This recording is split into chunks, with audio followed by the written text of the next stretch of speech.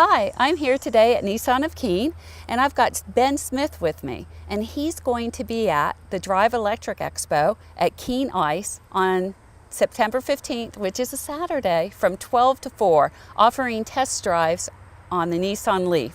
Hi, Ben. Hi, Mary.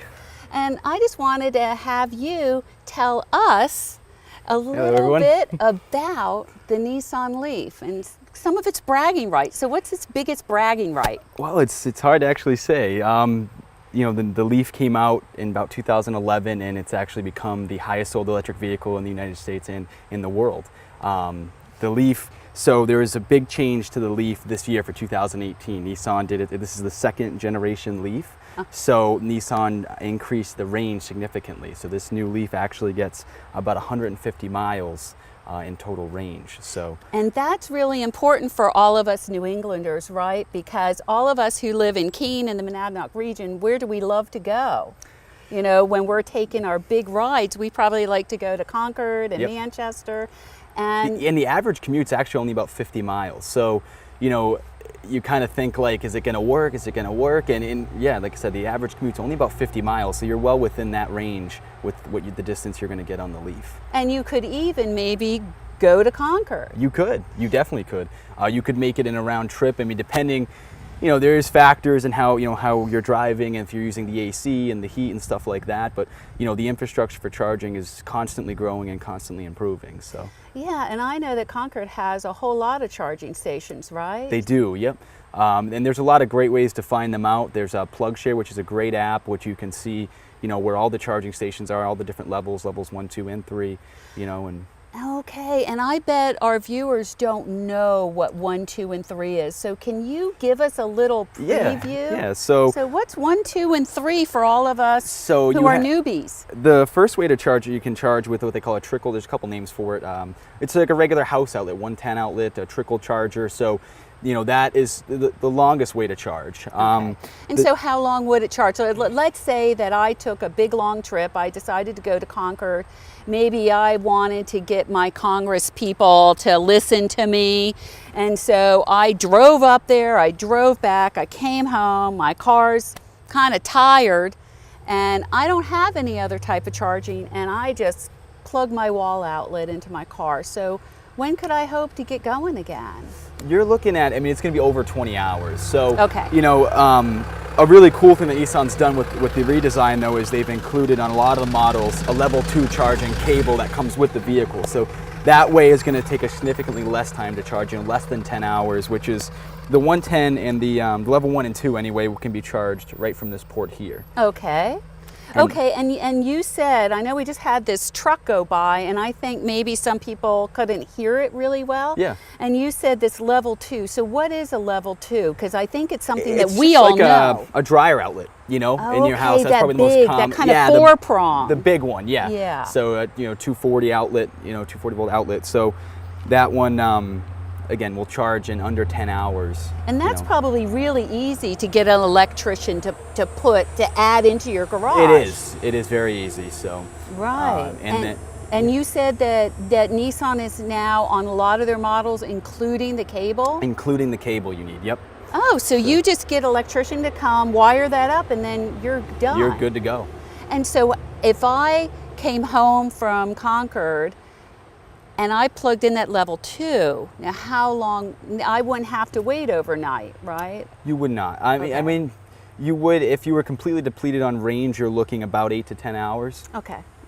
So it probably would be an overnight. Yeah. But if I really wanted to get going again, I need a level 3 then, right? Yes. It sounds like. Yes, which is the this Leaf. This one here does have the quick charge port. So that's a 440. So that's that's going to charge you in about under an hour. Under an hour. And you know, I think Keene might even have some of those. Do they? They don't. They don't. They do have. No. Not yet, anyway. Not yet. They have.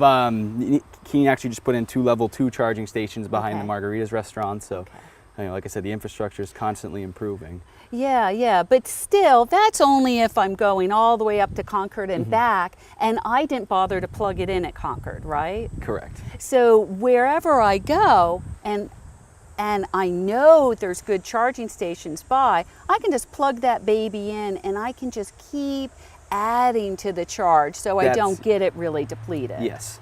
So is that kind of the way people...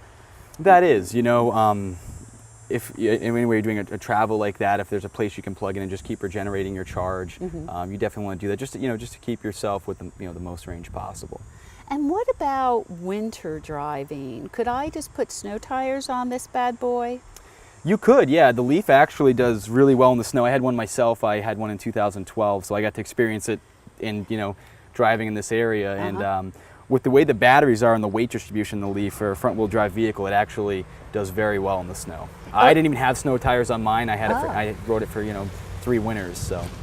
Excellent. So it really is a New Hampshire car. It is, absolutely. Really? Wow, that's fantastic. So what are, we really talked about the charging and the range, and it can handle the snow, but what are some of the other great features of an electric car? I mean, why would someone want to get this electric car? Well, it's the idea of the future. So the Leaf, being fully electric, the internal combustion engine, has done great for us. It's been a great stepping stone for the last 100 years, and but going forward, there needs to be change. There needs to be a more sustainable future, and that's really where the Leaf comes in. It's the idea of that change and what we can be, and where we're going. Yeah, this idea of not having this greenhouse gas coming out of that tailpipe. Yep. And I think that I've read that in New Hampshire and around the Monadnock region, our worst pollution is coming out of the tailpipe. Absolutely. Right? Yep. And it's not just greenhouse gases that come out of a tailpipe too, right?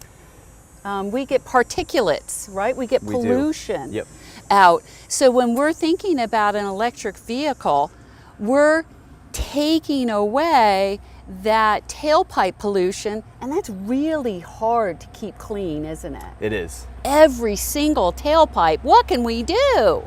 But we have this electric car and it's fantastic. It is. But there's another super feature that I heard from electric drivers, and that's something about stepping on the gas. Can you tell us a little bit? The e-pedal. Yeah. Yeah, so this is one of the new features Nissan's put in the 2018 Leaf. So it's actually, your gas and brake are all run from like say gas, the accelerator pedal. Yeah, we're so used to it, right? So, yeah, we so can't ingrained. get away from gas pedal. But when you're accelerating, so as soon as you let off, it's actually braking for you, and it's using the regenerative braking that the Leaf has to regain some charge. So you can actually completely stop the vehicle with just using, just taking your foot off the accelerator and having the brakes automatically engage.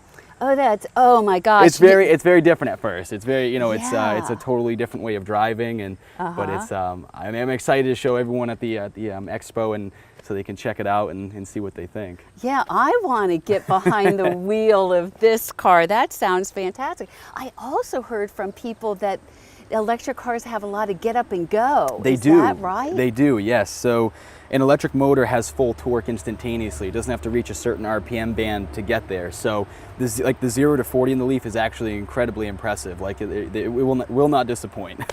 Oh, I don't know if anyone knows on Route 9 where JJ's is, but that's where I live, and that's right before a really big hill. And I'm always having to turn out and go up that really big hill, and as soon as I heard that, I was so excited. Oh my gosh, just go out and vroom.